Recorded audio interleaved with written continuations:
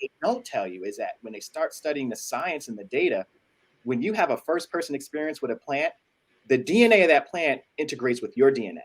So when you taste a plant, you have between 80 to 90,000 receptors in your tongue for a reason, because it sends and responds to neurotransmitters in the brain. That's why a person will have a craving for a sugar. You'll have a craving for sugar because there's a bacteria or fungus that lives in the mouth that's bacterially translocated, and it's monitoring neurotransmitters so that every time you're exposed to a donut, you want to eat it, and it sends a dopamine release to the brain. But there's Mm. also things that are supposed to send the right signal. So when you eat a plant or have an intimate relationship or a first person experience with a plant by just nibbling on a leaf or touching the plant, smelling the plant, what happens is sends those same, it affects the transmitters, and it also affects the brain. So you want to maintain that connection, because that's essentially how plants end up healing the body. It's the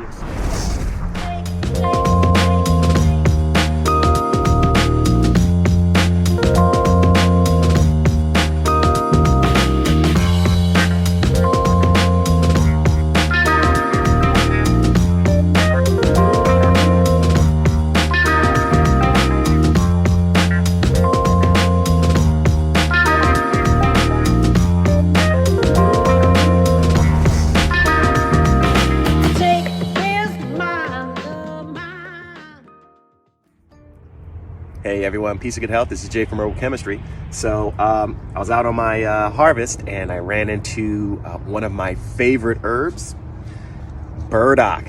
As you can see, it has these huge, massive leaves. And you know what? This one here says it's time for you to come home with me, Jay. So I'm gonna take this burdock home, and I'm actually gonna attempt to harvest it. Although honestly, their roots are so deep. I've actually seen people using shovels to get the roots. I mean, they're excellent medicine. I mean, really good for, I don't know, pretty much everything. Building your blood, improving blood flow, helping to clean out the bladder, arthritis. I mean, you name it, burdock roots for it. And this is one of the primary herbs. I can almost say that this is probably one of the herbs that I've used for almost every client. And, you know, we're talking almost 600 clients in, and nearly every client had to take burdock. It's just one of those nutrient-dense, powerful herbs that just does everything for the body. It helps to clean out the liver and the urinary tract. I mean, it's amazing. So I'm actually going to try to harvest this root with my trusty hori. I don't know if I'm going to get it, but I'm going to roll dice and see if I can make this work. So let's take a peek. And there she is. Oh my goodness, look at that. She is beautiful. That right there is healing. I'm gonna take this back to the lab. Robust smell, beautiful. Yep, she's gonna do a lot of healing. And of course, we always give thanks what the earth can provide. It's beautiful. And yeah, so I love this tool. I love this tool. All right. Peace and good health, everyone.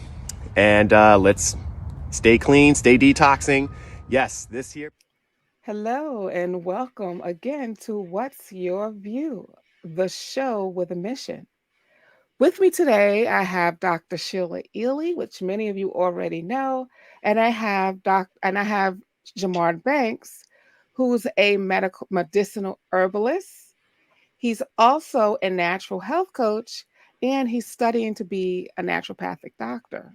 So, welcome, Jamard.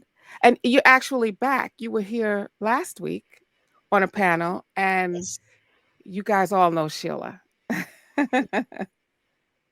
So, today we're talking about inspired healing because I think a lot of us don't realize that healing is actually a process. It's not going to you usually don't get sick in a day and you don't get well in a day. Also, many of us here, if you're watching this show, you may be healing from something, and or you have somebody who you care about who's healing from something.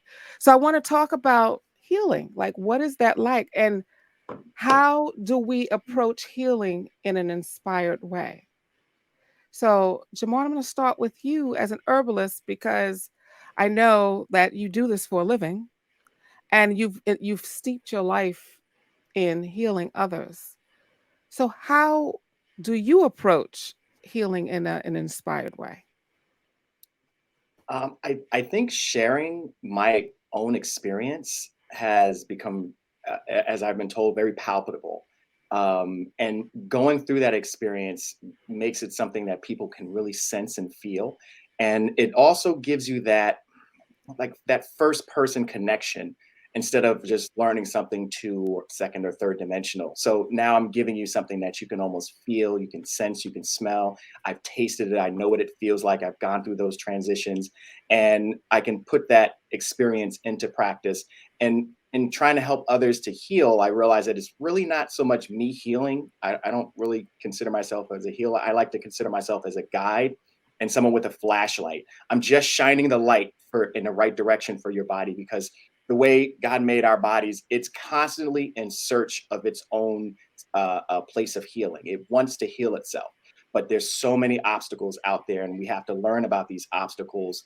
We have to re-educate ourselves. We have to question things in order to find the right path for us. Jay, that's so true, because I've discovered that healing is not only a journey, but you have to have some similarities to the person that you're working with. And if you can share your story, especially if you've been through the journey, someone else can learn something from it. Right. I've had that happen to me with my journey with breast cancer. Right. Because you know what I find? When you're going through something that you haven't been through before, it really helps to know that somebody came through it and got through to the other side. If you don't have any examples of healing, then if they tell you, oh, well, this is incurable, like you can't, you're going to die in 6 months. Who can really say that to anybody if you think about it? What right does anybody even have to say that to somebody? Well, especially if they haven't given you all the information. Right. There's so much information out here that we're not Right. aware of. Right. Right.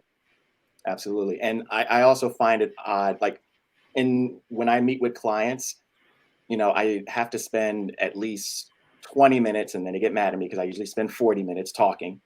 And that's just on the initial consultation, just to get a feel to make sure that natural medicine is a good fit for the client, and to make sure that I'm a good fit for the client, because I don't fit everyone. And going from there on an initial exam, I spend anywhere between an hour and a half to 2 hours just listening. Because at the end of the day, you know your body better than anyone else who just looked at your blood work and can only spend 15 minutes talking to you and giving you some advice from there.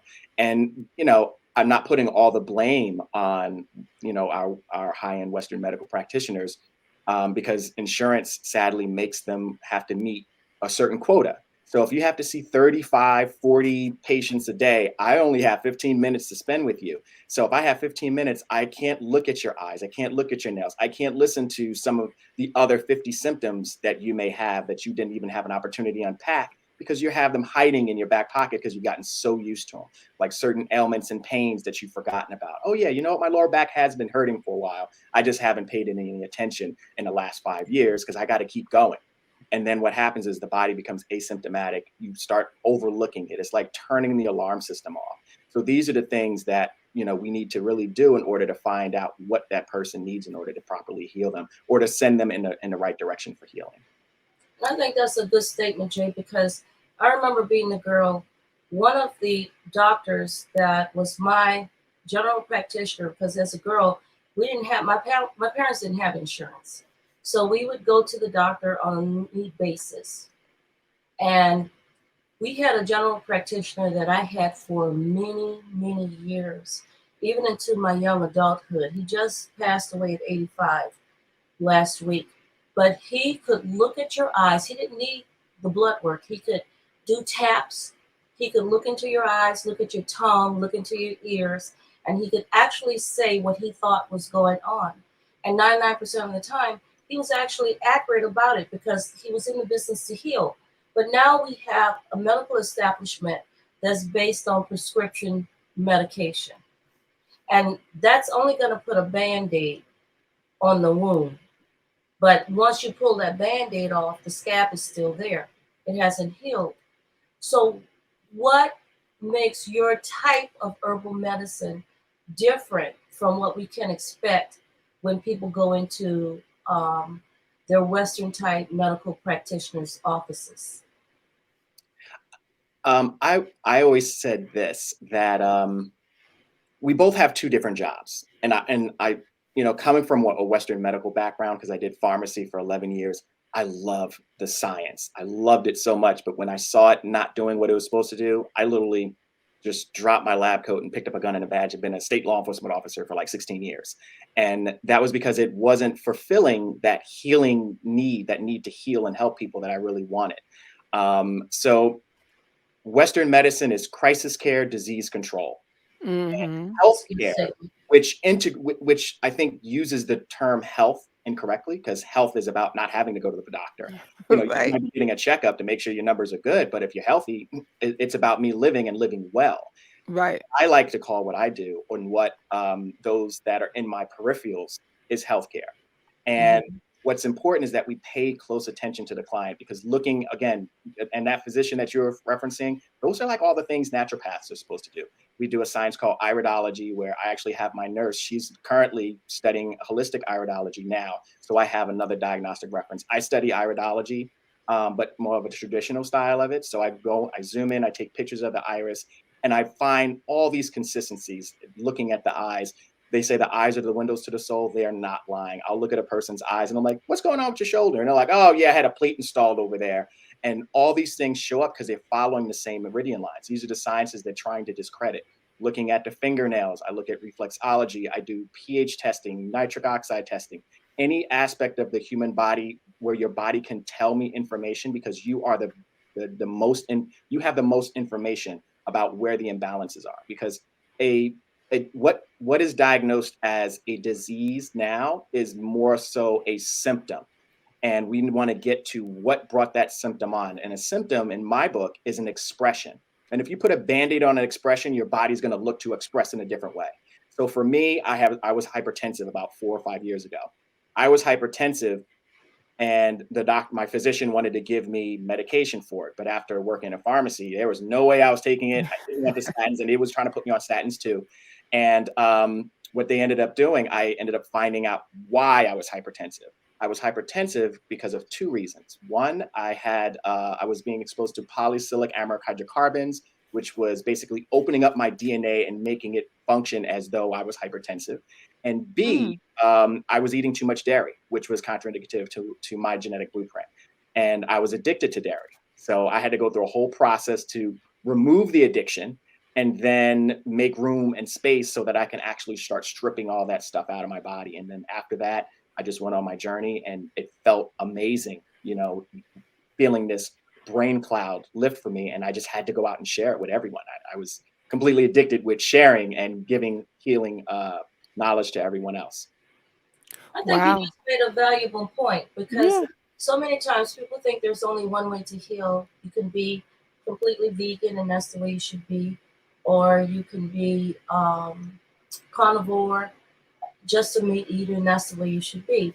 But even with me, I did a vegan protocol for a year, and I was not feeling well at all. I ended up with a lot of things going on. But when I decided to add some grass-fed beef back to my diet, it made a huge amount of difference for me, especially for my blood type. So there is something to the chemistry of the body. And I think for a lot of what we're seeing now in Western medicine, that's very much so missing. You just can't tell enough from blood work. There's more to it than that. And you just made that statement about the iridology and all of the other components that you combine. Tell us more about how herbal medicine came to be, because this is not new. And this is the type of practice we used to have before Western medicine took a good foothold into our culture and our society in the 20s and the 30s.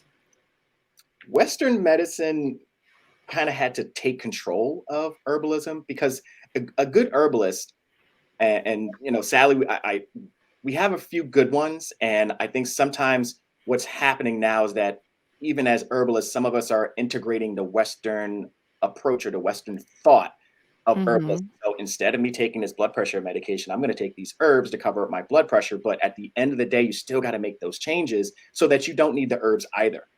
And Uh-huh. what Western medicine did was they took all of the herbs and they took it from a holistic perspective, and they gave it or even I would like to say a feminine perspective, because it's the woman that looks at the whole picture.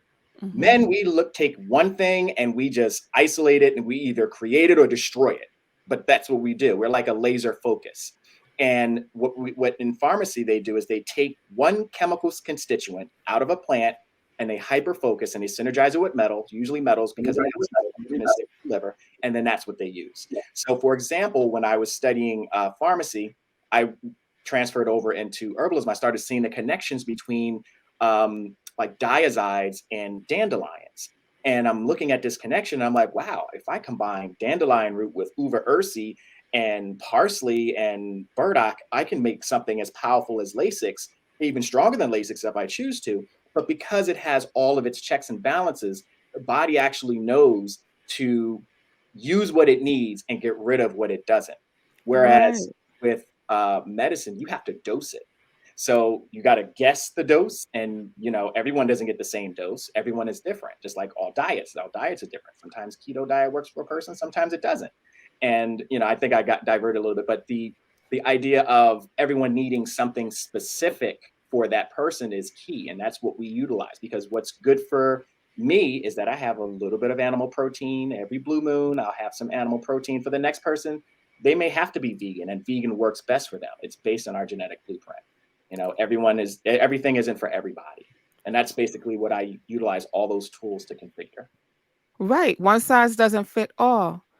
You also said something else that's key too, and I think a lot of people don't know this, that pharmaceutical drugs are based on plants. I think a lot of people don't know that they take constituents, they study the plant kingdom, they take constituents from plants, and then they make a particular drug. Yeah, I think it's Harvard, don't quote me, but I believe Harvard University has something called the Herbarium. The Herbarium yearly or by every other year, they send out their students and those in their doctorate program to go out and meet up with all these, wild herbalists, those that are outside in the bush learning about plants. The ones everybody's taught not to respect, right? The one with the bone kind of just... You got the bone and you got the seeds. And they're like, don't stay away from that person. Right. But what they don't tell you is that when they start studying the science and the data, when you have a first-person experience with a plant, the DNA of that plant integrates with your DNA. So when you taste a plant, you have between 80 to 90,000 receptors in your tongue for a reason, because it sends and responds to neurotransmitters in the brain. That's why a person will have a craving for a sugar. You'll have a craving for a sugar because there's a bacteria or fungus that lives in the mouth that's bacterially translocated, and it's monitoring neurotransmitters so that every time you're exposed to a donut, you want to eat it, and it sends a dopamine release to the brain. But there's also things that are supposed to send the right signal. So when you eat a plant or have an intimate relationship or a first-person experience with a plant by just nibbling on a leaf or touching the plant, smelling the plant, what happens is it affects the transmitters, and it also affects the brain. So you want to maintain that connection, because that's essentially how plants end up healing the body. It's the exposure to all of those chemicals. And sadly, what Western medicine did is that they took one part of the chemical constituents found in these plants. Like Prozac can easily be replaced. I can't legally say that, but Prozac is an antidepressant, but there's a lot of natural plants that are antidepressant as well, such as vanilla bean, if properly extracted with a little bit of alcohol, and you add in like a piperine to it and mix that with centrifugal force, you now have something that 30 seconds after you take it, you feel fantastic, almost euphoric, in a sense, because of what it goes straight to the brain.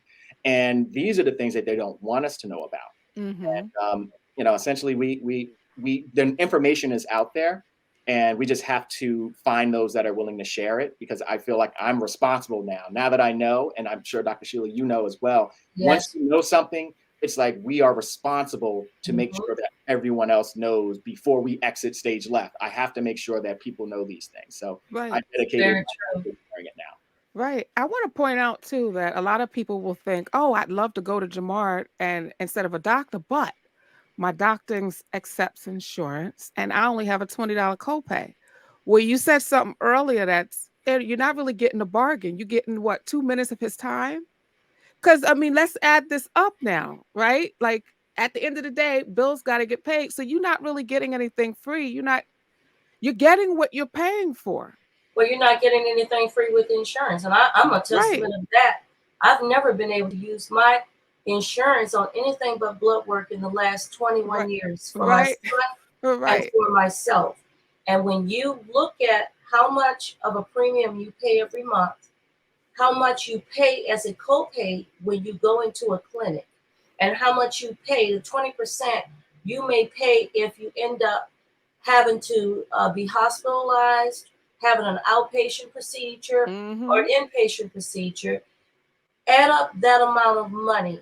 And when you look at the total picture, you're not going to pay as much as you would pay to have integrative services done. Oh, heck I've done yeah. it. And while it has seemed as though it's been an exorbitant amount of money, it would have been much more to go in there, do their treatments, and then watch myself disintegrate and die, and my son Right. too. And I'll give Right. you a perfect example. I've got a good friend. I went into a hemolytic crisis because I have G6PD deficiency. And I should not have been doing high dose vitamin C IVs. I didn't know it at the time. So it was really bad. If I'd gone into a hospital, the protocol probably would have been to look at my red blood cells, which were low. However, my ferritin was through the roof, and they would have given me a transfusion iron, which would have killed me. Mm-hmm. I used instead fresh dandelion root and nettle, and within 4 days, it brought that ferritin all the way back into the normal range. I only had to use it for those 4 days. I didn't have to keep taking it because it can deplete potassium. But the fact that I had the ability to do this, and we've had ancestors who've done this for many, many years. This is how we've existed. And we have to start thinking differently as we approach herbalism, homeopathy, and all of these different natural forms of healing the body, as opposed to, well, I'm paying this premium, I'm paying these deductibles, and I need to be able to use this insurance because people have the mindset that it's free just because you paid into something. It is not. You're gonna pay. So Right. choose how you're going to pay. Exactly. Mm-hmm. Exactly. And what quality of life you want, Mhm. right? Because Right. It's there's all no about the free quality of lunch. life. No, there isn't. No, I realize that the quality of life starts to wane, especially when I have clients who go to the doctor and they can't find nothing wrong. They're like, yeah, Right. I know something's wrong with me, but they can't find anything wrong because my blood work is saying that everything's okay. And then they'll come in and I'll do a quick exam. I'll listen to all the symptoms. They'll fill out 20 pages of, I do a health appraisal. So it literally has 20 pages of questions and it's asking you simple things that seem like it doesn't mean a lot, but they do have meaning. Like, do you drool when you sleep? Do you wake up in the middle of the night between the hours of 1 and 3? And if so, what time? Because that's going to tell me which part of the endocrine system is failing and which one isn't getting its proper nutrients, whether or Mhm. not you're running out of magnesium, which is part of the problem as well. And it could be something just as simple as the person's a type B, they eat too much chicken. You remove the chicken, you put them on a magnesium colloid, mix it with a little zinc. After 3 weeks, they're like, oh my God, I'm sleeping beautifully. That's all they needed. They were missing it. Blood work won't tell you that. You understand? Mm-mm. So it's important that people realize that there's other ways to approach and to use it in conjunction with. I'm not completely against Western medicine. I just feels like it sometimes it tries to take too much credit for everything, especially when it comes to understanding phytochemistry. They don't get anything. They don't learn anything regarding it. They only get whatever they're told, and what they're told is that phytochemistry doesn't mean anything, but all your medicine is based off of it. So you can't say one without the other. It does have a foothold and it does have meaning in this in the overall wellness for everyone. So I think we should all be really working together. If the ish hits the fan, if I get ran over by a truck, please take me to the surgeon. But, but when Right, it comes right. to feeling optimal, there are just certain things that we should be able to explore and utilize with, all that we're investing in, instead of me getting 15 minutes at the physician, because I was supposed to be on 6 different medications. And I refused. When he gave me that list, my testosterone was so low. I said, there's no way I'm taking that stuff, because my testosterone was going to be really low after that. And I learned that working in pharmacy. So I tried to exhaust every possible avenue. I Googled my way to try to Google my way to victory. Even Google was wrong. And then I found a small school that taught me how to pull herbs out of the ground and combine it with different spices and herbs, and how to change the state of the body while using these things, because you're part of the chemistry too. When I started combining that, it was like the veil was lifted. And I was like, oh my God, this is fantastic. I can see things and hear things that I normally couldn't. I'm out here hugging trees and it feels good. And it really changed. And, of course, there's always the benefit of losing weight and having more energy and all these things, but it really improves the quality of life, because we want to live and really enjoy every minute to the last. As my grandpa said, he said, I'd rather burn out than fade away. And that's what he did. He burned out instead of fading away. And that's what I want everyone else to be able to enjoy to the last. I like that. I'd rather burn out than fade away. That makes sense, right? Because that fading away process could be pretty miserable, Yeah. It really could. So, talking about healing, right? What about when let's say somebody's sick. I know the liver plays a huge role in healing, because it does what the liver does. You want to talk a little bit about that and how somebody can support themselves during their healing process? So the liver has, God, like 500 different functions. Like it does 500? 500, over 500 functions. I It mean, I know does it detoxes. everything. It detoxifies, but it also is in charge of digestion too. And the liver doesn't get nearly enough credit. And I honestly don't feel that we have really good liver tests. I will look at the blood work that comes from a client, and then I'll look and do an examination. I can just look simply underneath the person's tongue. And I'm like, oh God, your liver's atrocious. And they're like, no, the doctor said my liver's fine. And I'm like, your liver's okay for his standards, but not for your standards, because you're here because you need to step your game up so that you can get more out of life. And it'll show up underneath the tongue. And some of the things that you wanted to ask, some of the things we can do to improve the liver. So digestive enzymes is one. Sometimes using digestive enzymes will function, and and that doesn't always have to mean capsules and tablets and pills. It could just mean understanding how to eat and understanding proper food combination. So when we combine a cheeseburger, and there's actually something called a cheeseburger law, which I found ironic, but when you combine a cheeseburger has meat, cheese, and bread. Hopefully it's not gluten. If it has meat, cheese, and bread, that means your body and your body's producing 3 different enzymes to break each of them down. So you need an enzyme for the meat, an enzyme for the cheese, and an enzyme for the bread. When you put those together, all these enzymes have different pH levels. One is acidic, the other is kind of more alkaline. When you mix them, you're going to have something in the middle, which means it's going to be good enough for the bread, maybe for the cheese. You can forget the meat. That's going to stay till later. And what ends up occurring is that your body looks for help. And this is where the wrong bacteria comes in. Parasites come in, which is another. I love parasites. I dig really deep into parasites. I study them. I think they're amazing creatures, but I got to kill them. So parasites come in, they'll start breaking them down.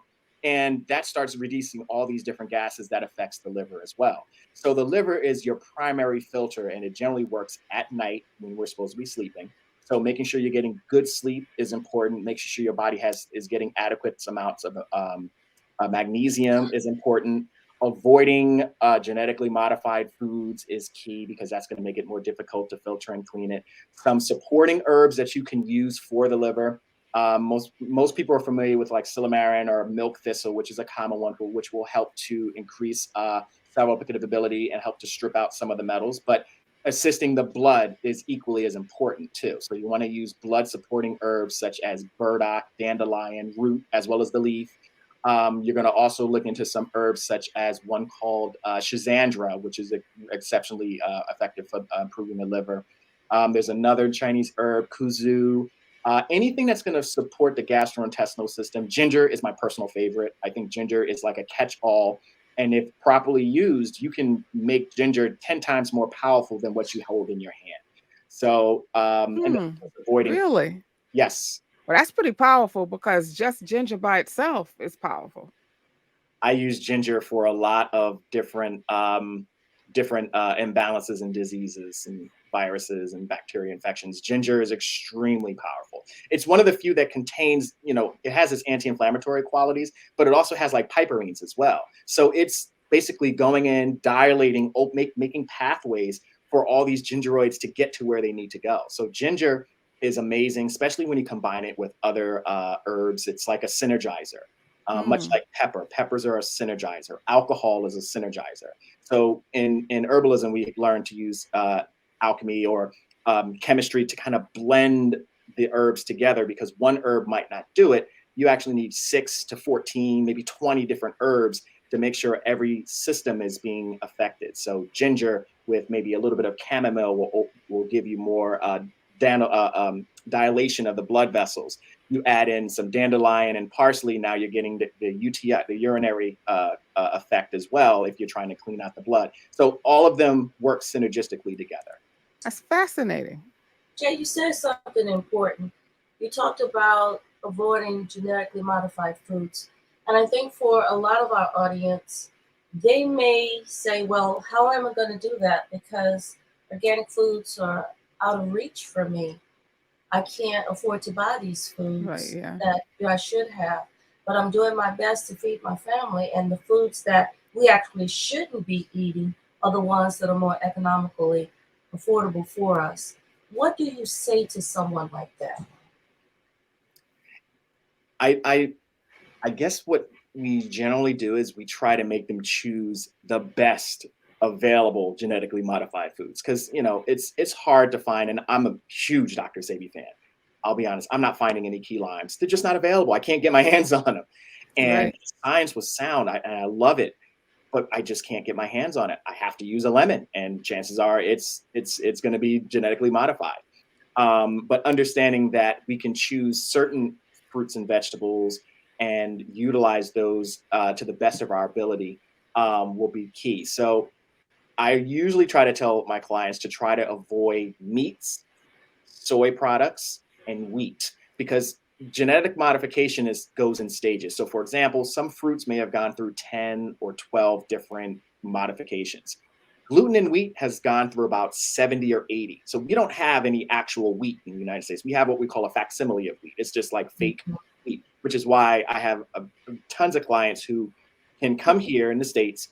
They'll eat bread. Their guts will swell up till it looks like they're like 4 months pregnant. And then they'll go to Iceland and eat a bagel with a croissant and have no issues. Wow. The difference is because of the modifications and how many different modifications we've had.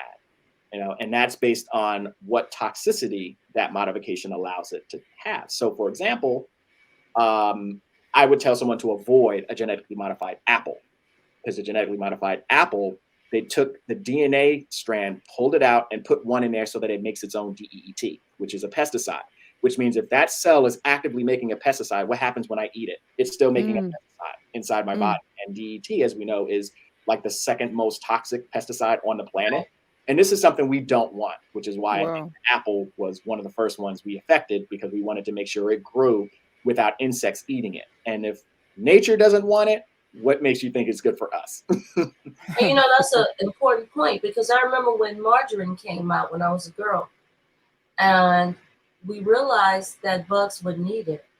So that's when my mother said, oh no, we're going back to butter, because of the ants and what have you. If they don't want it, we shouldn't be eating it. Right. But because we've gotten away from our own agrarian society, we're not farming anymore, and we don't understand rotation of foods and seasons that we should be eating foods in.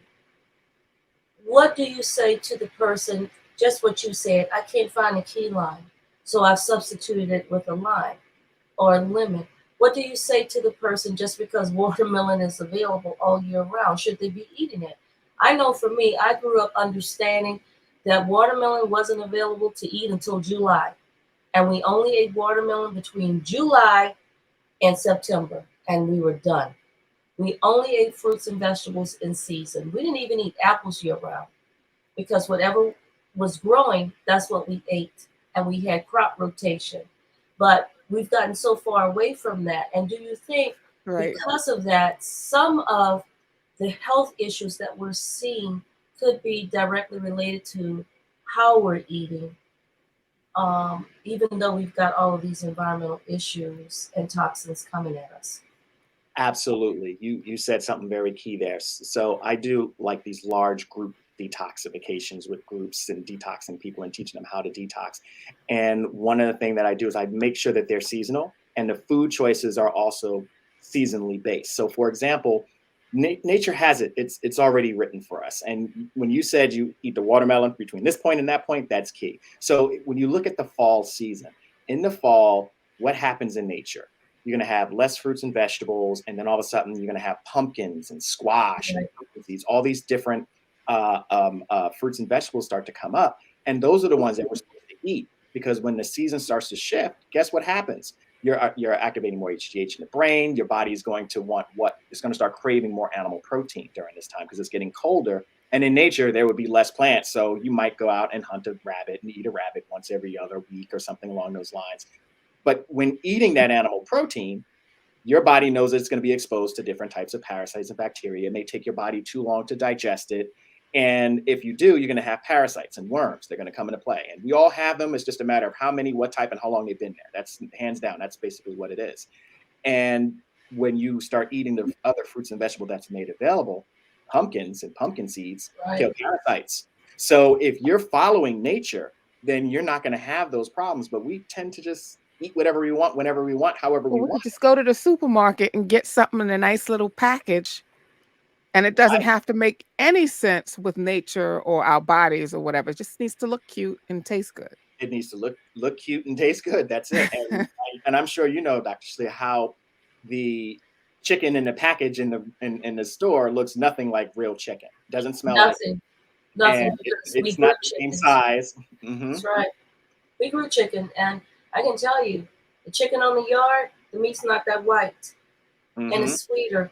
It's They like they have to bleach chicken to meet a certain level of bacteria.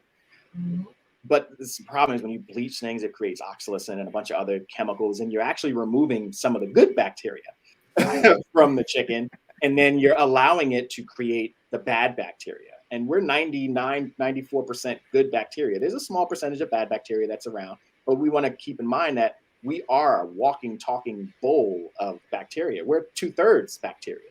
I'm 1/3 cells, 2/3 bacteria. So we're all living, breathing planets in a sense.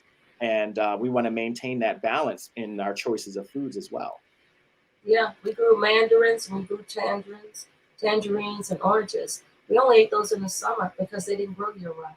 And whatever grew, that's what we ate. And I was only a 7-month gestation, and I had muscular dystrophy, and I was healthy. It wasn't until I became an adult and my dad started transporting bananas, and these banana cargo trucks would come in, and we'd have bananas all the time. Because growing up, I never ate a banana. They didn't grow where we lived, so we didn't eat them. And even though they were imported in, my mother didn't understand them, so she didn't buy them. And now I can respect what she actually learned growing up so poor and how we actually ate. And we need a shift in how we teach children nutrition and how adults are looking at nutrition going forward. It's an entire paradigm shift, right? Like, I mean, for most of us, this is really like a paradigm. Like, you have to think completely different. This model with antibiotics, cancer therapy, where you kill everything, including the good, and hopes that the good will grow back, and you get rid of the bad. It doesn't really work. It doesn't.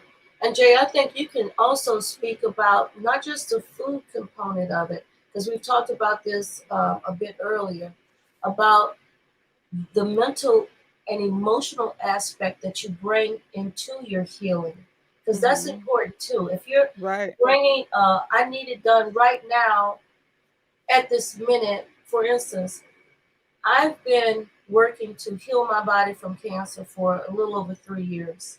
I'm not in a rush to do it. I'm allowing my body to do the things that it does with all of the things that I've done. And boy, have I had a learning curve, a serious learning curve. But I watched three good friends of mine who were diagnosed at the same time as I was. And I watched them all die within a year from Western medicine. Now, I'm not saying that people who want to do Western medicine shouldn't. This is not what I'm talking about right now. But what I'm saying is my journey. And this is my journey and what I observed. Because they were told you could be cancer free in 6 months. And you've got to beat cancer. You're in a fight against cancer. You're going to win the battle. You're going to win the fight. But we're not in a battle against our bodies. Mm-hmm. We should be in alignment with our bodies to Mhm. help our bodies heal. And that takes a lot of reprogramming. So, talk a little bit about those that you see who come in with a different mindset, and how do you work with them to get them to understand that synergistically you are one with your body. And because it's off kilter right now, doesn't mean that it's not going to take your emotional and mental health to also line up with your physical health, what you put into that body, for everything to come back into alignment and work properly. Right. So I I like to sometimes think of myself as not really the center, but my job is to note how many people do we need on this team for healing? Because in order to heal one person, it takes a community. It takes a Yes. community of practitioners, of herbalists, of chiropractors and naturopaths. And I have a colonic hydrotherapist and a mental health therapist and art therapist, because the emotional side ties into that as well. What you feel, you are what you think, you are what you feel. And we want to make sure that the triangle that we created, which includes the mental, the physical, and the spiritual, I have one third of it. I have a job. My job is to, they make fun of me. They say my job is to make sure people poop. So I make sure people poop. But in helping the gut, it starts that transition into having healthier thoughts, because our gut essentially is our brain, and our brain is like our second brain. That's the way I look at it. The brain is our interpreter. What goes into the gut will determine how the brain reads it. So if we end up eating foods like when there was, you probably remember the chewing gum with that white powder on it, Wrigley's or Right. Juicy fruit. juicy fruit, the little white powder, titanium dioxide. You read the label, you're like, titanium dioxide? What the heck? So, of course, this is functioning similar to the effects of aluminum, which means when we chew that chewing gum, we're exposing ourselves to aluminum and titanium dioxide, which the human body, the brain, interprets as estrogen, or a false reading of estrogen. So now when your gut says, hey, we need to produce estrogen, your brain goes, all right, let me check your estrogen levels. Oh, no, you got titanium dioxide. You're good. I'm going to give you this much instead of that much, which lowers your testosterone because your body's trying to bring those both levels together. And when that occurs, you have this misreading, and now your feelings, your sensitivities, things like depression, stress, anxiety, all of those things you become more susceptible to them. So understanding that there's a physical component to how we feel, there's also a mental component, and that mental component feeds the physical component. So if you have, and we notice that there's certain vibratory frequencies to certain emotions because our brain produces them and they go to certain organs, which is why our organs are called organs, because it's just like an organ in the church. It has a certain vibration. It's a hollow organ and it has a sound, and certain frequencies affect that sound or affect how Mm. that organ functions. So now that we have this certain emotion, which has a certain frequency affecting this organ, and I'll give you an example. Kidneys are interrelated with fear. And how do we know this? Well, how many movies have you ever watched where we're sitting there looking at a film and a guy gets really scared, or the person gets really scared and they wet themselves? Their Yeah. kidneys are affected by the fear. Okay. So resentment and anger gets trapped in the liver. Things that are stagnant, when you're holding on to things that we can't let go of, you're clinging onto them, that affects the colon, which is why there are so many people with stagnant colons and we're not releasing all of this waste. I've taken physicians who have done detoxification processes with me. They'll go 9-10 days without eating. And on a 9th day, they're calling me up like, Jay, I just dropped this massive log and I'm not really understanding where it came from. It's not making sense. And that's because you were holding on to something. Your emotions are tied to that. And now that your emotions are tied to it, as you release it, you start releasing tears. And I've experienced this myself. And being able to find that level of transparency with myself. And that usually occurs when you're doing something for you so that you can go on this healing journey. So understanding the different pieces of that mental, physical, spiritual, and having the people in the team who can cover those components is extremely important. So I always, send my clients to different peripherals once I identify those things, because I'm interconnected with all of them. And I think a good naturopath or a good holistic practitioner will always identify someone who's maybe feeling stressed or depressed or anxious. You need additional support. There's the physical, but the physical is only covering 1/3 of that component, because we are physically, mentally, spiritual beings, and we want to make sure we heal the person holistically. So that's essentially what I suggest for my clients to do. So instead of sending somebody to a cardiologist, or you're sending them to an art therapist. Yes, I actually have an art therapist on the team, and she's absolutely amazing. I actually I see my art therapist, and there was some things that I didn't even realize that I wasn't aware of that I had to unpack. And just being able to quiet yourself and express yourself the way a child can allows us to get that connectivity in our own inner child. And I think that's something that as adults, we lose that, because we get into the adult world and it's like, now we got an adult and we don't have time to do the things that we would normally want to do with our kid until you Kids start do it naturally. we start doing it naturally. And that's when I think found my inner child, and I learned to unapologetically take time for myself, which I implore everyone to do. The Yes. better you are, the better you are for others. So Right. Thursday, I don't care what's going on. Jamar's not in the office. Jamar's out in the forest, hugging trees, playing a wood flute, and picking herbs. That's what I'm going to be I doing. love it. And it's important that we find that time, find good hobbies. And I've noticed to myself going back to doing the things that I've always wanted to do, but never had time to do it because I was constantly exposed to other stimuli. And changing a person's diet doesn't mean changing the food, it's changing all the elements that they're exposed to and all of the things that their senses are exposed to. What you see, what you hear, what you feel, who you're around. All those components is part of the detoxification phase. And I make people very mindful of it. And then I have professionals come in and give them, more details on those aspects. So my group cleanses, I have an art therapist come on and she does an art therapy session with everyone. I have a mental health therapist, a licensed social worker come on. I have someone who does Tai Chi and Fulong. And then I have Zumba classes, because body movement is really important. The colon doesn't function unless you have movement. In order for the colon to release things, you have to have body movement, water, and magnesium. If you don't have those 3 components, then your body is your colon's movement is losing, however, depending on how much you're missing, 1 to 2/3 of that. So you're holding on to 2/3 if you're only drinking enough water, but you're sitting in a chair all day and you don't have the opportunity to have body movement. So all those things is what's going to contribute to us being healthy. So my job is to just kind of smear the whole picture and kind of piece together what parts will work well, and then shine a flashlight in that direction. And then, most of my clients, after a while, they don't need me anymore. You become a professional for your own body, because you're driving this car. This is your car that we only get one car, but we all need the manual to drive this car. And the manual that we're getting isn't really the real manual. It's a general manual for cars, but it's not telling you how to drive your BMW, you how to drive your Lexus, and me how to drive my Yugo. We all have different vehicles to drive.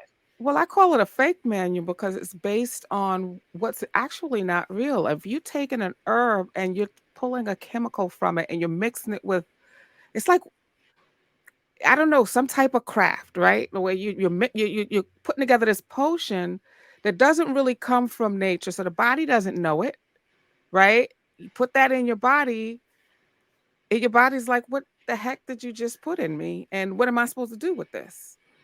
So it's Right. not even a real manual. Like, the real manual is outside in nature growing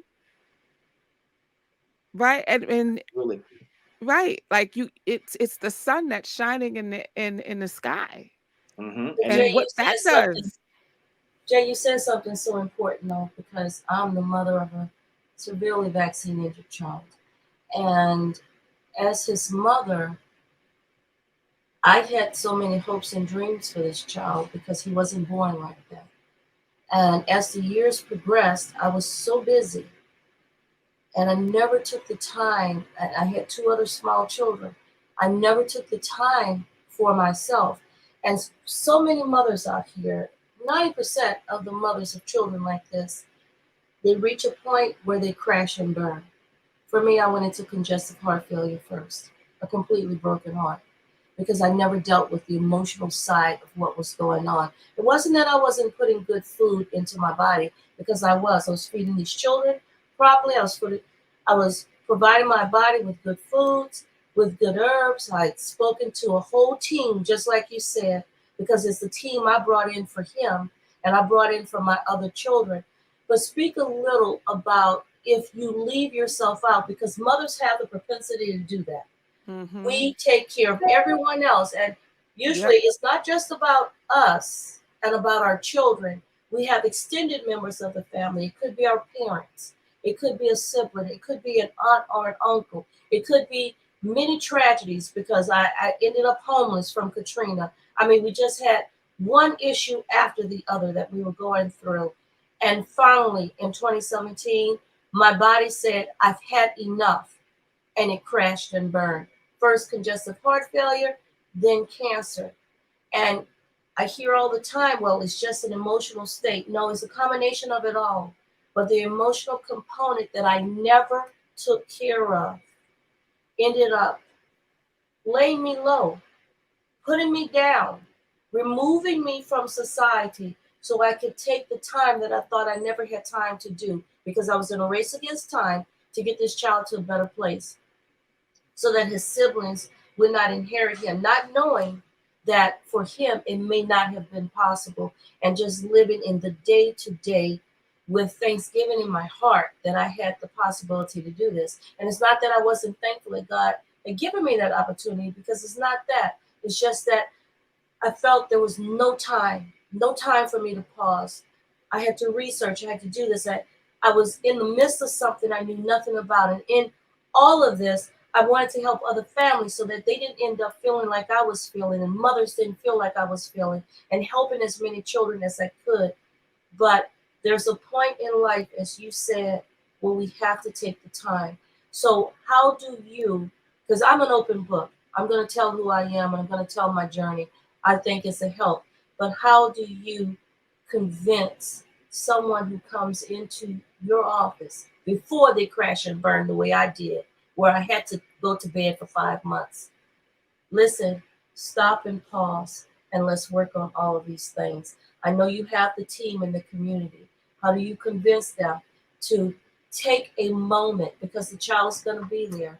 That condition is going to be there. He's 22 now. He's made a lot of progress, but he's going to live with me for the rest of my life. And I think if someone had told me this when he was 5, that I wasn't in a race against time, I was in a marathon, and what was going to be was going to be, I probably would have paused and taken that time.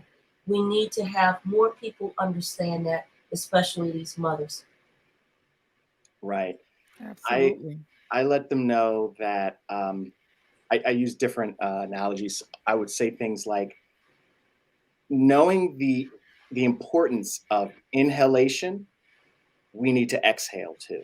And exhalation is equally as important. It allows us to bring in fresh new air, fresh new ideas. So it's really important for us to understand that balance. The problem occurs, and it's not anyone's fault in particular. We live in a society where it's like, we got to give, give, give. And it's honorable when you're giving. But then if you're not sacrificing, you're being selfish. And that selfish component is really the part that kind of ruins it for us, because now it's like, well, how could you not?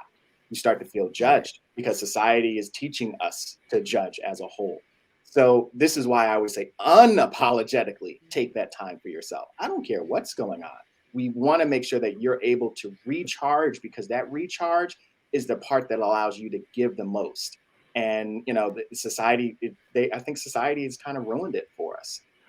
So making sure that the clients are getting adequate sleep and expressing to them that, another way I do it is I tell my clients that if I can't get you to sleep, I can't help you heal. If I can't get you to rest, I can't help you heal. All the healing occurs when you're sleeping, all of it, for the most part. The primary organ, your liver, does its filtering at night. That's why we generally don't urinate as much at night. Your kidneys is doing the day work. That's day shift right there. That's the first shift nurses. So your kidneys got you running to the bathroom all the time. At night, that's when the liver comes out. And if the liver is tired, you're going to get half the filtration. Your body's going to wake up. You're going to start to have issues. So the importance of sleep is like the importance of night and day. The importance of taking that time for yourself, getting connected to that inner child is what allows us to give off that frequency, that vibration of happiness and satisfaction for ourselves. Because I had one of my facilitators, he said something very interesting. He said, if you find yourself, in a place where, you want to have your eulogy written, and then you would lay down and you would write your own eulogy, and then you would lay down, you would have somebody say it to you, and listening to it while someone plays your eulogy, you would have to make that decision as, did I really live and do what I wanted to do, how I wanted to do it? And then that's when you're going to ask yourself, maybe I need to do more. And I did that. And that's when I said, you know what? I need to do archery, and I got to climb a mountain. And I think I want to learn how to play 2 instruments. And I started doing all these things. I went and brought a new telescope, and I started doing all the things that I always wanted to do. And the funniest part was that my kids wanted to do it with me anyway. So I didn't have to send them somewhere. And we've gotten into a place where we used to be able to send them to school and let them get these additional curriculums, but now they've taken it out of the schools. So now we have to pay for it and have somebody else do it, which leaves us stagnant and too tired to learn and do anything. So we get detached from our inner spirit, our inner child. And now we're not connected because everyone's getting it from an external source. So finding the time to re-explore ourselves, and then share that around the people around us, raises the frequency and the vibration. And I'm a big fan of what frequency and vibration does for cells. And people can say, oh, it's, emotions don't mean anything. We've all been in a situation where you walk into a room and you're like, nope. Right. Palpable. You can feel it. It's right. It has a tone, just like music, depending on what you're listening to. If music is such a powerful instrument, it bypasses your prefrontal cortex, goes straight to the temporal lobe. So depending upon the words that are attached to that sound and frequency, it will have an effect on not just your brain, but your body as well. Certain sounds and frequencies changes the size of receptors in your cells. So they can say it doesn't do anything, but fact is fact. Fire is hot whether you believe it or not. So water, as you know, if you put a pan of water and you play a drum next to it, you see vibrations and frequency. It affects the crystalline shape. And if you're 80% water, our bodies are 80% water, then my emotions affect the water in my body. Therefore, my body and my biofield affects your biofield too. So we want to keep in mind that keeping a healthy us will affect those around us. And another supporting fact for that is we've all seen studies where they'll have a group of 6 men. The man with the highest testosterone, everybody else's testosterone matches his testosterone. You take 6 or 10 women, everyone ends up doing what? Having this cycle on the same day, same period. Why is that? Because the biofields are affected. Okay, so what we're feeling, the emotions, the emotional energies, translates physically as well. All those components are really important. Oh, yeah. I mean, and I'm amazed now that we're in 2022 and many of us still don't know this, and it's still being denied by the main scientific bodies. How could we be denying this now? It's so obvious that we need to be growing into this way of thinking. That Because as humanity, allowed to forget. right, right. So really what we need to do is remember. Yeah. Right? Remember so we can grow up. That's what I think. Well, as Jay says, the inner child. We have to go back to that inner child within us. Right. The inner child is extremely important. And I think that's the attraction we have for children, because it reminds us of something that we used to have that we no longer can go back to. And accessing that point again kind of allows us to live in both worlds the way we're supposed to. We're really supposed to be childlike and have fun and be exciting all the way into the very end. And I watched my grandpa. He was cracking jokes all the way to the end, and I thought it was like fantastic. And that's part of what keeps that balance that allows us to live, and not just live, but really live, really enjoy life, and keeps us able to apply the wisdom and knowledge that we're gaining through this experience. And I think, sadly, what's happening is that we start to get distracted as we get older. We start running into all these health issues, and health issues distract us from what we want to learn, what we want to do as we're getting older. And I think that's by design. And if we notice, what's occurring is every generation after us is having more and more problems. My grandparents didn't have any issues with gluten. Now all of a sudden gluten is a problem. And gluten's a protein. Why is gluten a problem? It's a protein that my grandparents was able to digest with no problems, and now all of a sudden I have an issue with it, and my kids can't even is having an issue with it. And now you can't make a peanut butter or jelly sandwich or bring it into the school. Yeah, we ate peanut butter and jelly all the time as kids. Now I can't eat man, you can't have peanut butter and jelly. Yeah, it's. I'll go into that another day. But yeah, they ruined a lot of things that we should, be able to enjoy. And now, sadly, we're getting very sensitive to it, and that's due to one of my hypotheses is due to bioaccumulation, because bioaccumulation accumulates up the ladder, the predatory ladder. And if we're top of the food chain, guess who ends up with the most of it? That's us. So we're the ones passing down the endocrine disruptors with each generation, which is why I have a 12-year-old with hypertension. Why I have a 12-year-old with hypertension, I have no idea. And it's something for me that I shouldn't see. And all the digestive issues, the tolerance to gluten, the issues with peanuts and nuts and funguses and molds, all this stuff. Like, what's going on? It's seemingly by design, in my opinion, but that's just. Well, I was told by an Asian Indian cardiologist. It was my cardiologist when I went into congestive heart failure. And he says the biome in the gut is handed down from generation after generation. It goes all the way back to the first generation. And I'd never heard that term before. I didn't know anything about it. And he said it's not so much that our genetic makeup is a trigger. It's the trigger that triggers the genetic component to react. Right. That's correct. When a physician tells us that we are genetically predisposed, that predisposition requires a synergistic reaction or a catalyst in order to function. So we're running out of time, but we have a plan this time. What we're going to do is continue this discussion because we can't stop. Like, this is just too good. And if you want to see the rest of this discussion, but before we do that, Jay, we have to let people know where to find you, right? So please tell the audience where to find you. So you can go to herbalkemistry.com. That's herbal chemistry spelled with a K instead of a CH.